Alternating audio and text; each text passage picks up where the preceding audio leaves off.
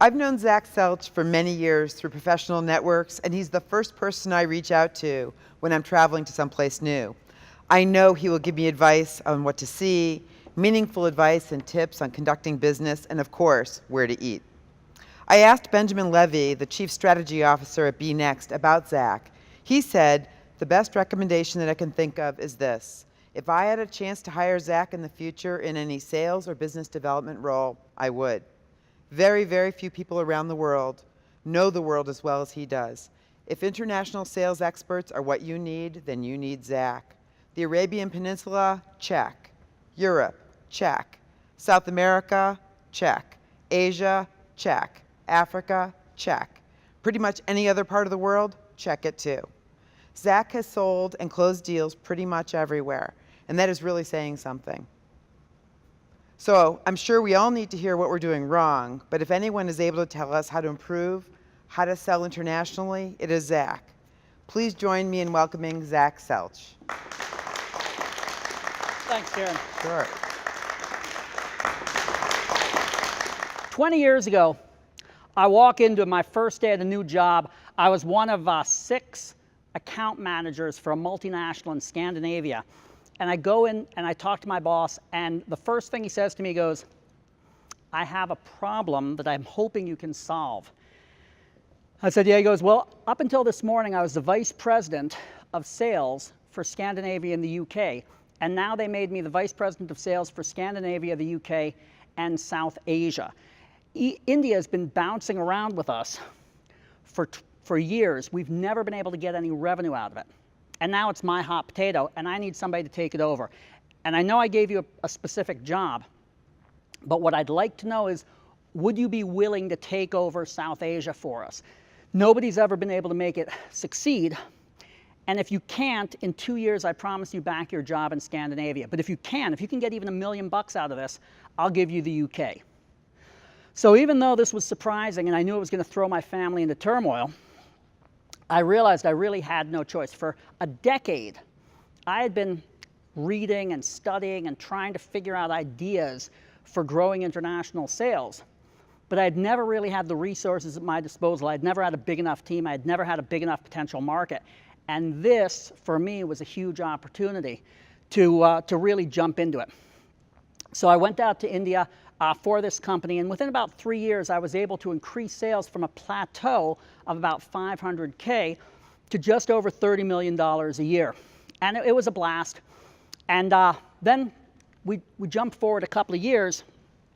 About 5 years later, I've moved to the Midwest, and I'm sitting in my first review with my CEO after being with the company for about a year for a family-owned corporation. And he says to me, he goes, Zach, you seem awfully proud of yourself considering I hired you to grow sales, and sales are exactly where they were 12 months ago. And I said, well, you know, I said that it was going to take about 18 months to grow sales, but we put in place together milestones. We put in place milestones, and we've hit those milestones or beaten those milestones every month for the past 12 months. So I'm sure sales are going to come in. Sales are just a matter of months away. And he said, Zach, you're talking like you can forecast sales. You can't forecast sales. And I said, as a matter of fact, there is such a thing as sales forecasting. That's actually in my contract. It's part of my job is to forecast sales. And he says, sales aren't engineering or anything like that. Sales are voodoo. So first of all, I decided I wasn't going to talk to this man again for the next decade, and that worked out pretty well for me. But I said to him, I was like, look, here's what we've done. We've put in place a plan. We've changed our distributors. We've hired regional managers. We have a funnel with over 100 verified opportunities in it. Sales are just a matter of time. They're going to happen. I said, what if I had a pipe, and I knew how long that pipe was, I knew the diameter of the pipe, I knew what leakage there was in that pipe, and I put water through that pipe at a certain velocity, I could tell you when and where and how much water was going to come out of the pipe. And he goes, yeah, that's engineering, that isn't sales. And I said, it's the same thing. We should be treating our sales as though we have a process. That's the way it works. Anyway, couple of months later, sales started coming in. And then more sales started coming in. And we grew our sales by about 1,300%. And a few years later, my CEO, who inherited a mom and pop shop that was worth about $10 million, sold his business for $370 million. And the purchasing CEO's only remark about the company was he liked the international footprint, and he knew that he could leverage that international footprint to grow the sales of his other businesses.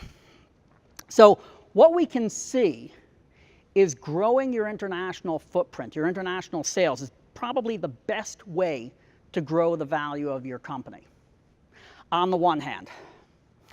On the other hand, lobsters.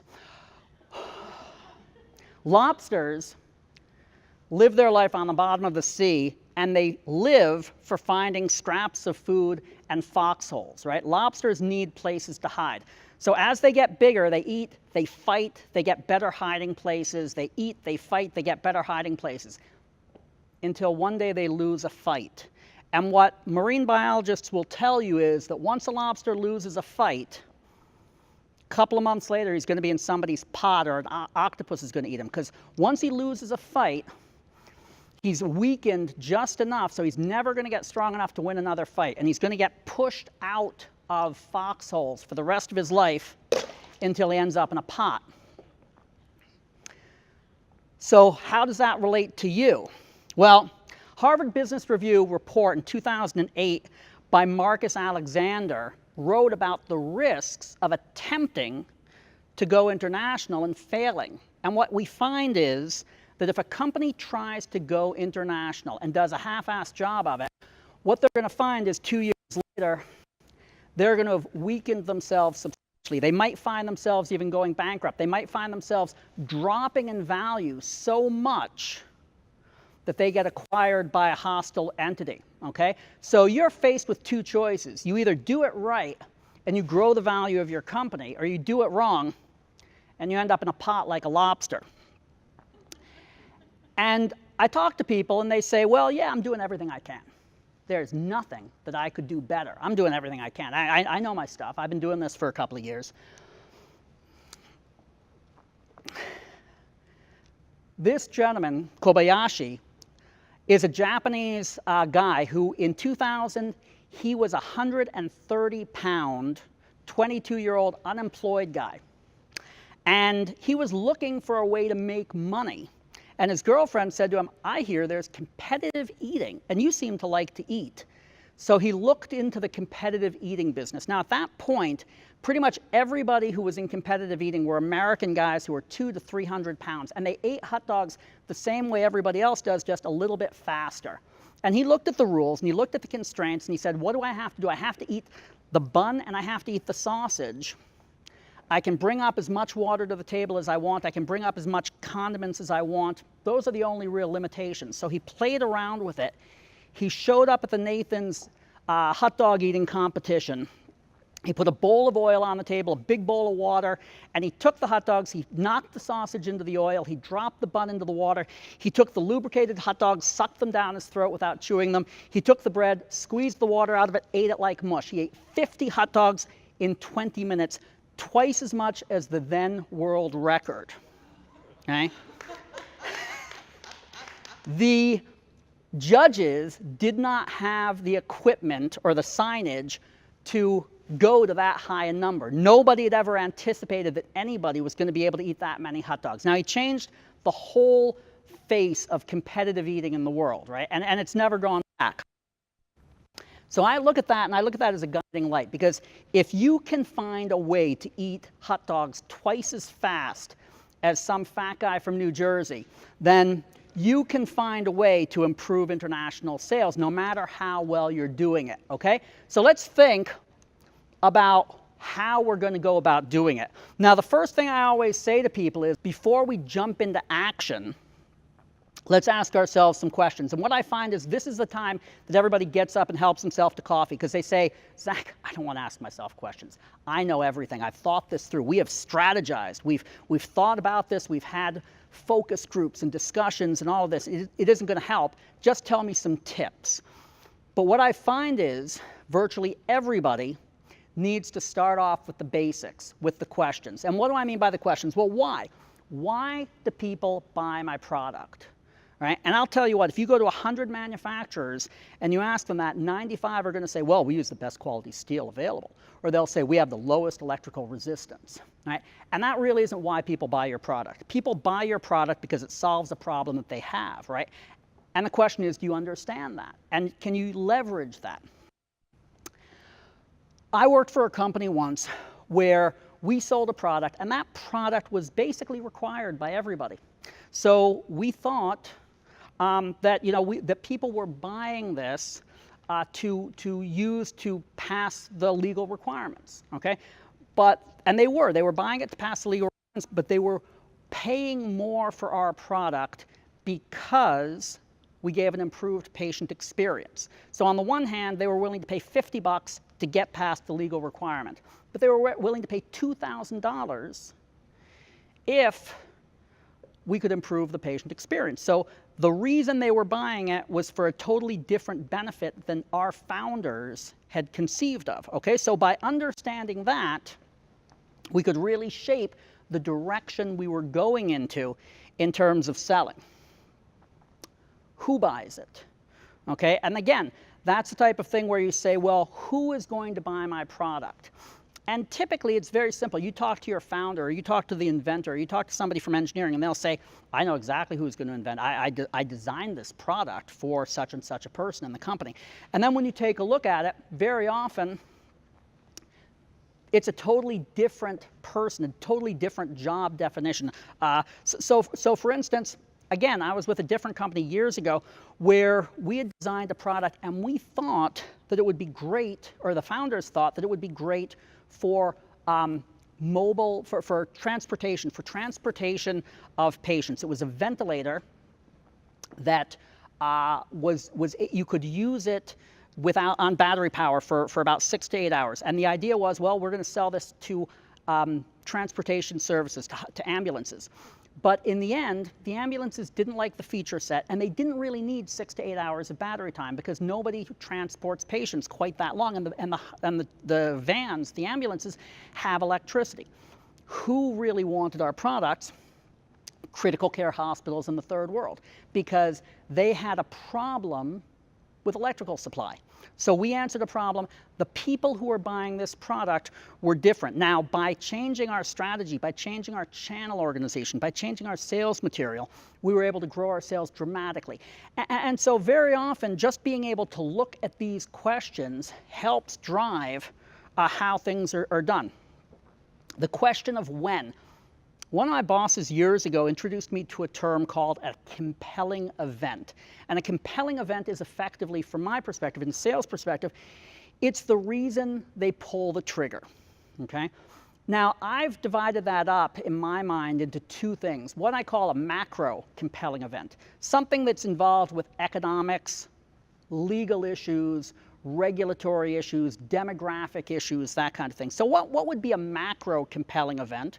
Well, let's say you have a country that has a dramatic surge in the demographics, in the number of women of childbearing age, or a big surge in the middle class, and those happen to be your target markets. Okay, so if you can keep track of countries where you have a demographic surge or a change that would be attractive to your product or would make your product attractive, that's a great market to go into. What's another macro compelling event? Well, what about if they change a law and they make a law that requires purchasing a product similar to yours? For transportation, for healthcare, for education, those type of things, very often, those are compelling events that drive sales in specific markets. Now, I also like to talk about what I'd call a micro compelling event. What's something that's going to trigger a specific customer to buy from you? And I used to sell something once that involved installation in hospitals, and what I found was our kill ratio would go up about 5 times if we could identify a hospital that had already decided to do renovations, because they basically said, well, if I'm already breaking the wall, I might as well buy everything that requires installation. So by understanding that compelling event, it made it really easy to choose markets and choose distributors. Okay? So that's the question of when. And very, very seldomly do we sit down and think these things through. What about what? What would be success? Okay? And again, when you take a look at salespeople or a sales organization, you say, well, obviously success is money. Money, it's a number. And most of the time that's the case. But what is that number? Are we talking about this year's sales? Or are we talking about the next 3 years' sales? Or are we looking at a 20-year steady, slow growth? Is that what we're looking for? Are we looking to drive the value of the company up? Now, it might not even be a number. I was once hired by a company because their biggest international competitor was poking around the US market. And what they wanted me to do was go over and wreak havoc on their home market. And by doing that, we got them to pull out of the US market and pull out of all their international markets to defend their home market. Now, that was a perfectly valid strategy, right? So you have to identify what it is you're trying to do, because you can't succeed if you don't know what really is success. Okay, so now we've talked a little bit about the strategy and the questions and all that. Let's get down to doing some real work. Let's pick some countries to go into. So I have a hat here full of names. I'm going to pull out, say, Australia, Korea, and the United Kingdom. Okay, so now we have countries to go into. Does that make sense? How many of you pull names out of a hat when you want to go into a country? You ever use that? Or you ever use a dartboard? Dartboards work. Sometimes you set up a map, you just toss some darts, and you choose countries that way. How many of you do that? Okay, how many of you are doing business with somebody who walked up to you at a trade show and asked to buy your product? How many of you are doing business with somebody who sent you an email and asked to be your distributor? And how is that any different than pulling names out of a hat? Okay, so from my perspective, I want to be going into countries that I decided those are the countries I want to be going into. I do not want to be yanked around and let somebody else decide my strategy. And I know it seems like a good idea, because you say, well, this guy came up to me and he's from Portugal, he wants to buy from me. Obviously, I have a market, I should sell to him, right? It makes perfect sense. Until you find yourself 10 years from now servicing an installation in Nigeria, an installation in Venezuela, and an installation in Indonesia, and none of them are profitable, right? And I see this all the time. Now, when I go into a company and I talk to them and I say, where are you selling? What were your first markets? Very often they'll say, well, you know, France, Italy, and Japan. And when they say that, I know, you wanted to go on vacation to France, Italy, and Japan. That's what happened, right? And that is way more common than you would think. I went into a company once, and they had put 5 solid years of effort into Australia, which wasn't a profitable market for us. And they had, the previous vice president of international sales had lived in Australia. They had thrown way more money than their top line sales into sales costs. And it turned out that his wife wanted to live in Australia, right? That was why they put Australia at the top of their list. So when you're looking at markets, you have to be thinking about what's the rational way to choose the markets. And from my perspective, the questions we just asked are how I'm going to choose the market. I'm going to say, well, what is a compelling event? If I want a country with a growing middle class, if I want a country where I know that they're building a lot of hospitals, if I want a country where they just passed a law that requires schools to have my product, those are the countries that are going to be first on my list. And you have to be careful about who you ask for advice. So a while back, I was at this conference, and there was a panel on stage of experts, and this woman raises her hand and she says, so if I only have money to go into one Middle Eastern country, which country should I go into? And there was this diplomat on stage. He looked just like that with top hat and everything. And he goes, well, the United States and Morocco just closed a taxation agreement. So if I were you, I'd go into Morocco. And I raised my hand and I said, so Morocco is a $200 million medical device market, and Saudi Arabia is a $2 billion medical device market. So are you suggesting that that tax agreement will offset that tenfold difference in market size? This is why my wife says we don't get invited to more parties. But you really have to be careful about who gives you advice. When I was little, I tried to play the saxophone. I wasn't very good. I came home one day and I said to my mom, you know, my teacher says that if we buy a $1,000 saxophone, I'll play better. And my mother said, how does your teacher make her money? And I said, well, we pay her to teach. And my mother said, yeah, we pay her $7 a lesson. What else does she make her money from? And I go, well, she sells saxophones. All right, so you got to keep in mind all these people who are giving you advice, where they make their money and why they make their money. So let's go back and let's think about this. So we have a strategic list of countries we want to go into, and these are the countries that fit the questions that we asked ourselves. Now, I like to have a secondary and a tertiary list too, and I know that sounds a little strange because I just told you to focus on the strategic markets. But here's what I've found. There are 3 really good reasons to go into secondary markets. One is, sometimes, especially when you're selling to governments, a small market can help you get into a big market. What do I mean by that? If I'm selling to the medical industry, if I can sell to Honduras or Guatemala or Costa Rica, their governments work a lot faster than Colombia or Chile or Peru or Brazil, and I can use them as a reference site. So sometimes I want to go into a small country, get a quick deal, and leverage that as a reference site into a big country. That's one thing. Second thing is, I like to work in what I call geographic proximity clicks. So let's say Peru is my #1 market that I want to go into in Latin America. Colombia is a little bit farther down the list. Chile is a little bit farther down the list. Ecuador is farther down the list.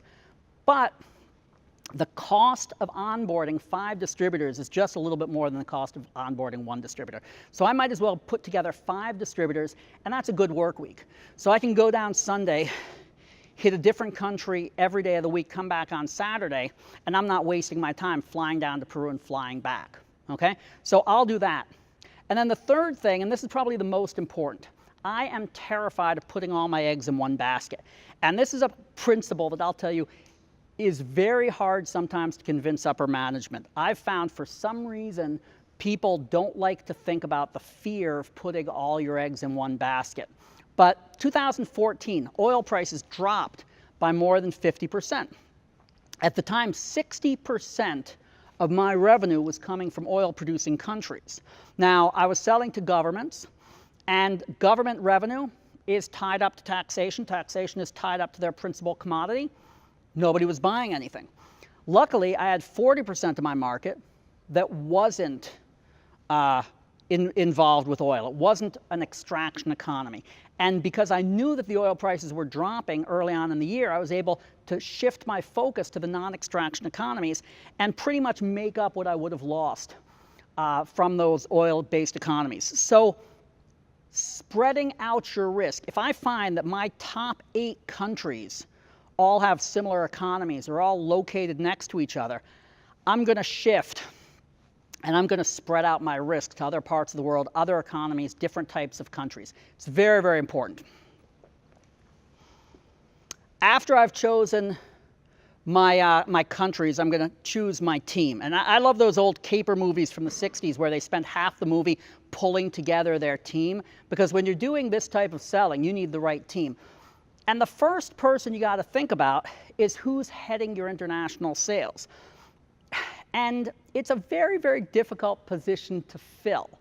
I bet, you know, if you go to talk to a bunch of international sales VPs, you're going to find people who have come to it from all different places. I know people who were chosen for that position because they were a waiter in Italy for 3 years. I know people who were chosen for that position because their wife is Korean. I know people who were chosen for those positions because they immigrated from Sweden as a teenager, right?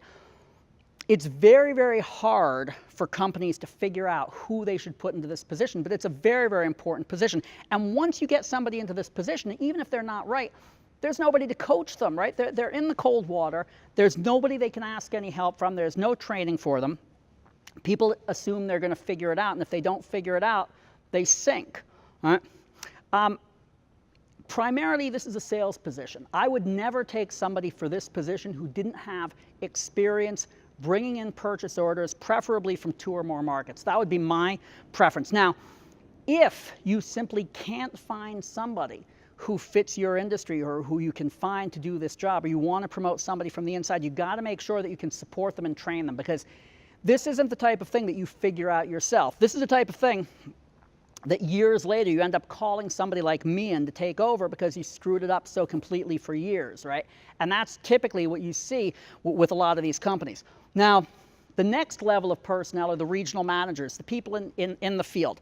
And what we like to do is just hire a bunch of good guys who are going to fit in with our corporate culture, because there's a great quote I saw recently that said, strong companies hire for culture, and weak companies hire for a task. But what if you have a task? What if you need to sell, right? I mean, it's great that you can say, hey, great, I'm going to get a bunch of good guys who work out really well at our Christmas party. But how are you going to sell? And what you really need for this job, the regional manager's job, is to build up trust and rapport on the ground in the territories and manage the distributors. So if you don't have somebody who can do that, you're in trouble. And what you probably want are people who are going to fit in and who look a lot more like the right-hand column than the left-hand column. For virtually every American company that's expanding internationally of, say, under $500 million in sales, I'm going to say international sales is distribution. Now, there are exceptions to this. Sometimes you can do direct selling if you're a small company. Sometimes you do original equipment manufacturer selling. Sometimes you're going to be able to do franchising and stuff like that. But for virtually everybody, it's going to be distribution. And again, this is the type of thing that people very often screw up because they're not quite sure how to go about doing this. And I got to tell you, I have met some of the wildest distributors you could possibly imagine dealing with high-tech companies. I knew a distributor who was selected, he was given distribution in Asia because his family had a chain of very successful donut shops in California. He was ethnically Chinese, and he convinced the founder to give him distribution across Asia. I know a guy who was a car dealer in Detroit, and his market focus was Lebanese immigrants. So he was given distribution of a high-tech medical product across the Middle East when he retired from selling cars, okay? And what I hear more than once is I'll hear somebody who says, well, my distributor's wife went to school with the wife of the president of Pakistan. And I said to a founder recently, I said, hey, great, let's play this out. I have a garage and I buy 1,000 sets of brake pads every year. And my phone rings and I say hi, and somebody says, hey, I sell brake pads. I'd like you to buy them. And I go, okay, tell me about them. He goes, my wife went to school with Melania Trump. Will you send me a purchase order? Right? Because how is that different from the idea that your distributor is leveraging off of being a friend of the wife of the president of Pakistan? And people think it is. People think it's different. People think that people are very exotic in these countries and they do things without thinking it through rationally, right? So how do you find a distributor? How do you identify the profile of the distributor? And the first part of this is putting together a sales process map. And I know you're going to think, well, I can't put together a process map until I understand the markets, but you can. You really can. You can put together a draft and you can change it later.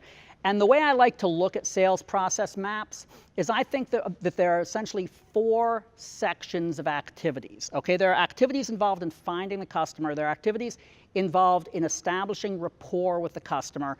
There are activities in telling the customer about my product.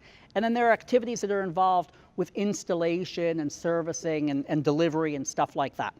But what you have to do is divide this up into pieces and figure out what your headquarters is going to do, what your regional manager is going to do, what your distributor is going to do, and what you might have other people do. You might add agents to the mix. You might add consultants to the mix.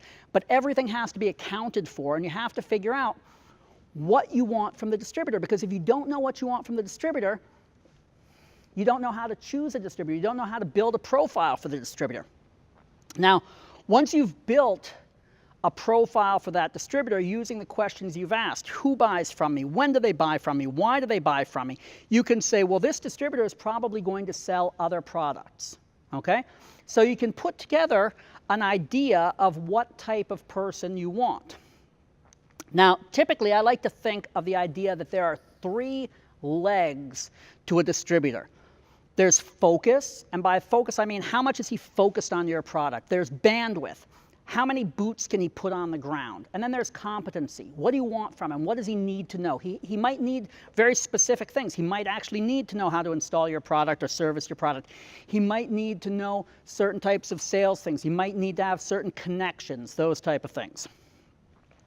And picture triangles. So if his competency is 0, you don't have a triangle. If his bandwidth is 0, you don't have a triangle, right? You need to have a good solid leg on all 3 sides, or the whole thing's going to collapse. And that's the way you got to look at it. And you got to think, well, what do I really need? What is acceptable for me, and what is not going to be acceptable for me? And you put together a profile. Now, again, I know what you're thinking. You're thinking, Zach, I have trouble enough finding anybody who wants to sell my product, right? I'm happy that some guy walked up to me in a trade show and told me his family has a donut shop, and I signed him up because I have no other options, right? And that typically is what happens. So over the years, I've onboarded about 1,000 distributors, covering a little bit more than 130 countries, and I've been doing this for about 30 years. I find that I don't like to be working with distributors that I didn't go looking for, okay, personally. I like to go out and find the distributors. I like to put together a profile, and I go looking for them. Now, I could talk for 3 days about how you go about finding distributors, but let me just throw out a couple of ideas. If we know what the distributor's competencies should be, we know what they probably are selling today, right? So can I contact the manufacturer of a non-competing product that they should be selling today and ask for a list of distributors? I've done that many times. Sometimes they don't want to give it to you, sometimes they will. Can I look online and find that list? Can I contact the American commercial attaché in the target country and say, who represents this company in your country? Okay, those are 3 really easy ways to find people that fit that profile. But I've also reached out to end users and I've said, hey, I would like to sell to you. I need a good distributor. Who's a good distributor that you like working with, right? So those are just a couple of ideas. But you can find distributors if you go looking for them. I was recently at a really big trade show, and I'm talking to this woman, and she's selling a product which is essentially a sheath to put a medical device into.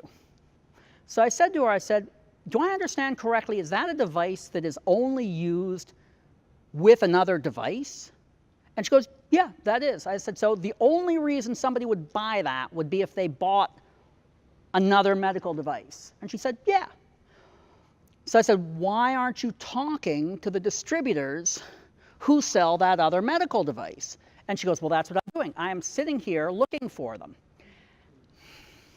And I said, you are sitting here in a medical show with 100,000 visitors and 10,000 vendors on the off chance that the right distributor is going to walk by your booth and decide to work with you. And she goes, yeah, you got it. Again, why my wife says I'm not invited to more parties. But that's the thing. People do this passive way. And I said to her, you could look for these people. And she says, no, there are too many of them. It would be impossible to find them. And that's the way it is. Now, once I've found distributors, what's really important is to make them want to sell my product, right? And I always liken this to dating. The whole distributor manufacturer thing is sort of like dating. And here's the thing. Let's say I were to go out on a blind date, right? First of all, I think my wife would be pissed off. But I would not want to present myself by the things that I like about myself or the things that my friends like about myself. I want to present myself from the things that the woman might find attractive, right? So I might present myself from the side of my sensitivity and how my potential for being a good father and those type of things. And that might be what I'm trying to show off. And if I present those things in a good way, maybe we'll move forward and we'll find a way to move forward and make a deal. When I'm dealing with, now what is the woman at a date like this, what she's scared of? She's scared that basically I'm going to knock her up and take off, right? And that's really what women, you know, what they're scared of and what they're looking for, you know, we have to balance that out. Now, from the distributor's perspective, what are they looking for? They want to make money in the easiest way possible. So they want to understand that they can make money from your product easily. And what are they scared of? They're scared that they're going to do a good job selling, and then you're going to divide the market up into other distributors, or you're going to go direct. Effectively, you're going to knock them up and leave them, right? So they don't want you to give them, they don't want to give you what you want and not get anything in return. They want to get an even deal out of this. So what you want is you want to, first of all, present in your presentation to your distributors, you want to make it clear that they can make money from this easily. You want to make it clear that you have no intention to screw them over and that you are going to work with them and that you have a plan in place. Now, here's the deal. I'm going to make it very clear. If you have a plan in place to screw over distributors, or your company thinks it's acceptable to screw over distributors, you might as well close down your international expansion right now, because it's a small world. People talk, people are going to hear about it, okay? You have to have a clear-cut strategy in mind that you're going to treat your distributors fairly from your career perspective, as well as from the company's perspective and ability to grow. Now, when I go into markets, typically I'm going to interview anywhere from 3 to 20 distributors. I've never gone into a market without interviewing 3 distributors. I've sometimes interviewed as many as 20. Sometimes I'll go into a market, I don't find anybody I like, I'll come back a year later, I'll leave it open. Choosing the wrong distributor is a disaster. The absolute best thing that can happen to you when you choose the wrong distributor is you don't see any revenue. That's the very best thing. A bad distributor can shut you out of a market forever, right? Because sometimes they just have much more legal rights than you have. A bad distributor can create a horrible brand image for you. A bad distributor can do lots of different things. So you don't want a bad distributor. You'd much rather leave nobody in place. But once I have distributors, in this case, I'm doing a very simple matrix where the size of the bubble is their capacities, right? And the y-axis is their focus, the x-axis is their bandwidth. So basically what I'm doing is I'm setting down what I know about these distributors, I'm comparing them, and I'm going to choose the distributor that's going to be best for me, right? Now, once I have a distributor, how much guidance do I give them? And again, this is the type of thing that a lot of people are going to argue about. Some people will say, well, they're an independent company. You can't give them any guidance. You just have to sign them up and wait for them to send you purchase orders and checks. That's the way it works. That's just the nature of the world. I am a strong believer in giving a great deal of guidance to my distributors. Not only that, I'm going to put it right in the distribution agreement how involved I'm going to get in their activities, and I'm going to give them a playbook, which is an appendix to the distributor agreement, which basically says, you have to do this. You have to flow information a certain way, and you play by my rules. And why would I do that? Well, again, what I've found is that over the years, you get to know your sales process. You get to know how things should be done. And your job really is to work with the distributors and make sure that they're following the rules, that they're doing what they're supposed to. The distributors have lots of different products to be selling, right? They have a lot of different things to be doing, and today they might think they can make more money from one thing or something else. It's your job to keep them moving. We've been making pyramids for about 7,000 years. We make them out of mud, we make them out of glass in Paris, we've made them out of brick and different types of rocks, right? A pyramid is effective, it's robust, it's reproducible, and it's scalable. That's essentially what your sales process should be.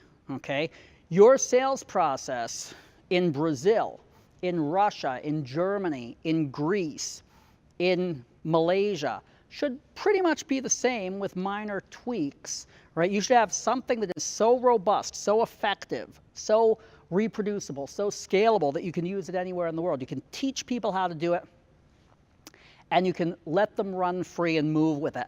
And I'll tell you, when I went into India, one of the things I picked up was we understood that the earlier we could get into a customer organization, the more money we could see from them, right? It was very important to get on early, but we couldn't figure out, nobody could figure out how to do that.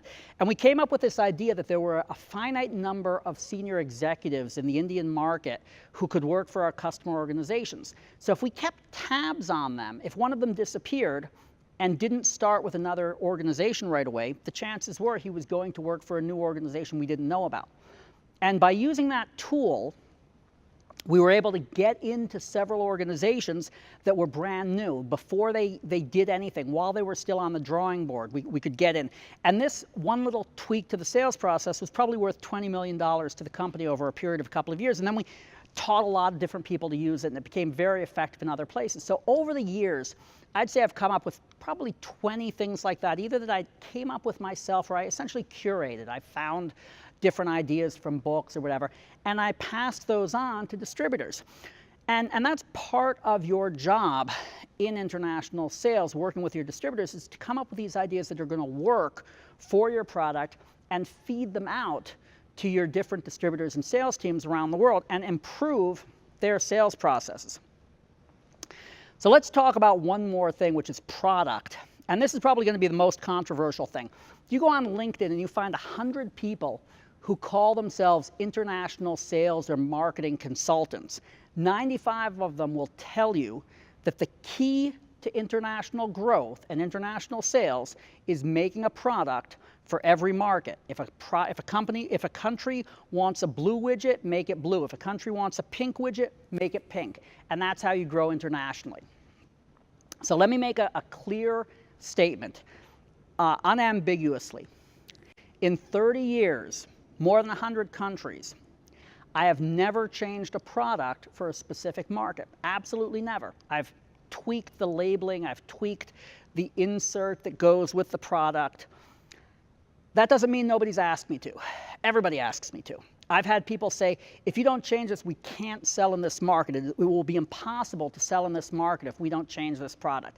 Salespeople, distributors, end users. I did the math and I said, okay, this doesn't make any sense. It's a sales problem. Sell the damn product. This is what we have. And we've sold the product. So it really depends on how you frame the issue. And going back to how people get paid, how many of these international marketing consultants are product engineers? A lot of them are, right? What they want is, they say, well, you have to change your product. And by the way, I can change your product for you, right? I'll bill you on an hourly basis. That's the type of thing that happens.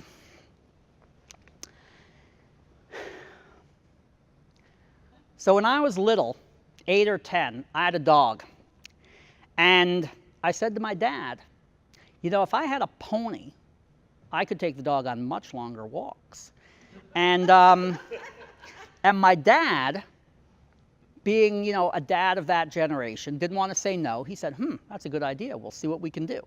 Now, I understood from that my dad had rushed out to the nearest pony farm and ordered a pony. And any day now, we would have a pony delivered to our apartment. So I figured, why walk the dog if in a few days I'm going to give him a lot of long walks? And my poor dog almost died of atrophy. There are 3 things that we can say to a distributor or a customer when they ask us to change a product. We can say, yes, I'll change it. This is the timetable. But then you have to mean that you're going to change it. And you have to make it cost effective to change it. And I don't believe you can do that, for the most part. You can say, no, I'm not going to change it. It is not going to change. Do you want to resign the line? Or you can say, we'll see. Now, if you say we'll see, you are essentially killing that market for the next 3 years, right? Don't expect to sell anything. Because what a salesman hears when you say we'll see, he hears, I'm going to make a product that sells itself. Don't bother putting any effort into selling anything. And that's what happens. He's basically not going to do any effort in that market for the next 3 years. You might as well have just written that country off. So a few years ago, I was in a sales training with a great sales manager, great guy from a distributor. And he raised his hand. He said, you know, Zach, if you made a few changes, and he listed the changes, I could sell a lot of this product. So in front of a whole group of people, I said, so are you resigning the line? And he turned pale. He goes, no, no, what do you mean? I said, well, can you not sell the line today?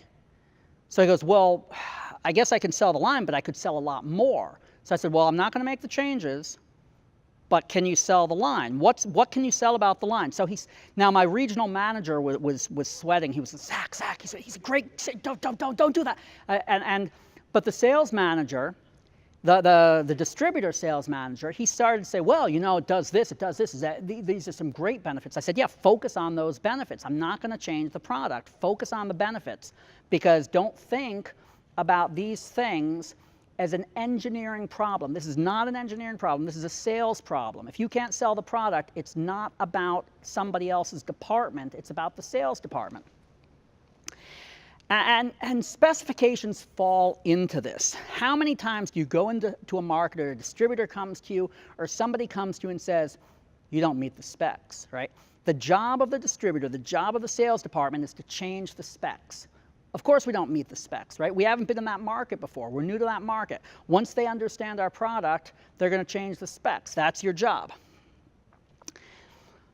I sold for this company, and when I went in, we had a situation in Australia where again, this was a product that required installation. We had the best R&D department in the world. And what we had done was we had figured out a way to cut out about 70% of the wire and about 70% of the labor involved in installation, which lowered the price. Then we threw all of that money essentially into better features. So we had a beautiful product that required less money for installation. The three competitors in Australia ganged up, changed the local specifications to essentially forbid using our system of wiring. Okay?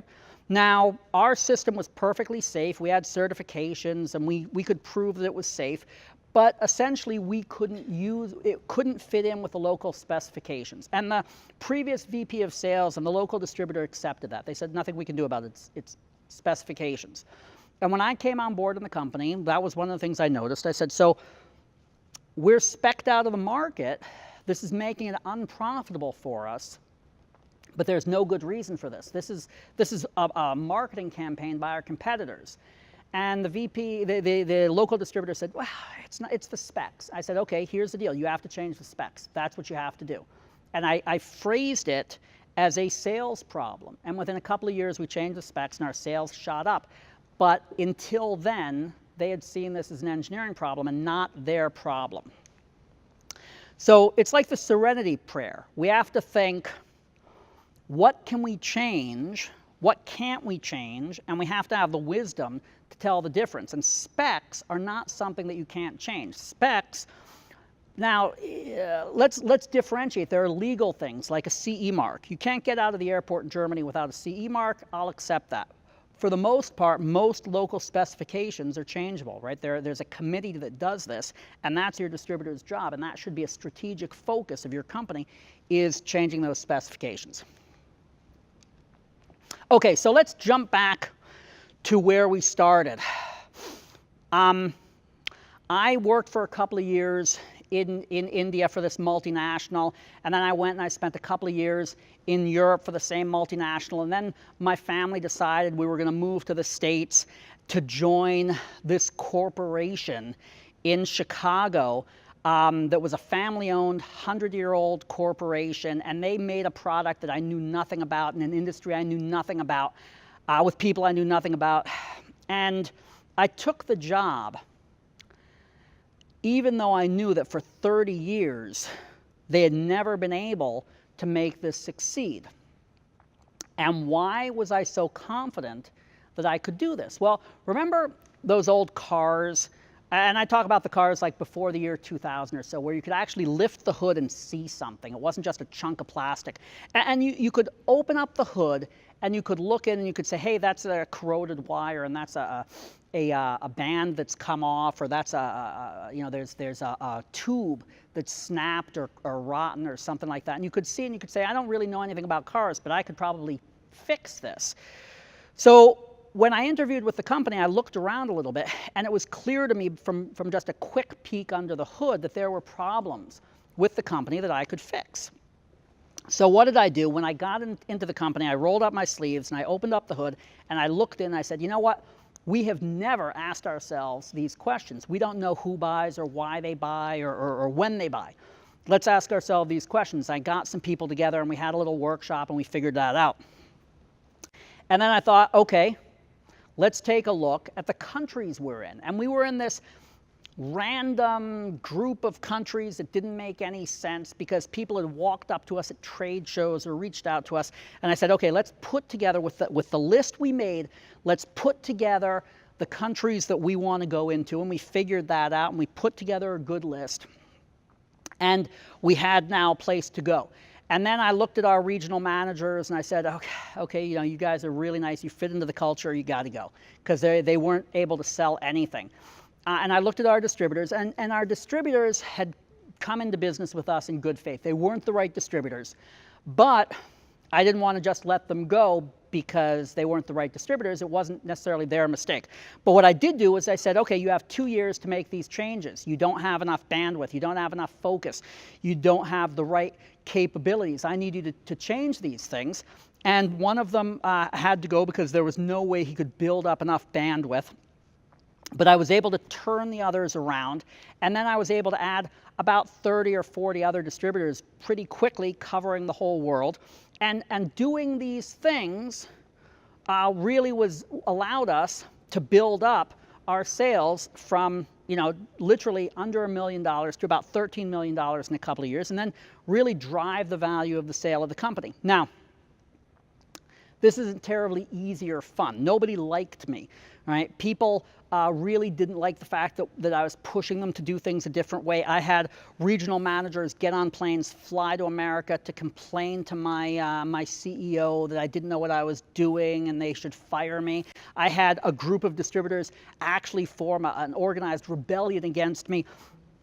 But I also had distributors who 3 years later, suddenly their companies were worth 3 times as much because I had driven up the value of my company, of the principal, and now the value of the distributor was that much more. So by doing these things, I was really able to achieve the goals that I wanted to achieve and bring in the impact that I wanted to bring in. Okay, so the way I see it, I've given you about 56 little tips that you could get up tomorrow and use in driving your own international sales. So you have 2 options now. One is you go home and you say to your significant other or your mother or whatever, you say, hey, I heard this wacky talk from this guy who looked like Santa Claus with a pocket square, and what's for dinner, right? That's option number 1. The other option is you say, gather up your team and you say, here's what we're going to do. We are going to drive our international sales. We're going to become the world leader in what we do. We're going to increase our international sales by 300 or 400%. We're going to increase the value of the company by 500%.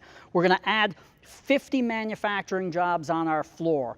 We are going to pull together and do this. Those are your 2 options. Now, the second option isn't that easy, and I'm going to end with my favorite quotation from my favorite Roman emperor. Marcus Aurelius, Stoic philosopher and emperor.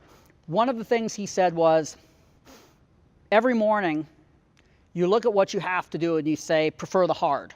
Whether it's something simple like choosing your daily activity or it's something like going out and fighting on the frozen Danube. And the way you achieve this type of sales success, the way you increase the value of your company by hundreds of millions of dollars or increase your revenue by hundreds of %, is by preferring the hard, by not looking for the easy way out, by really focusing on what you can do. Thank you very much.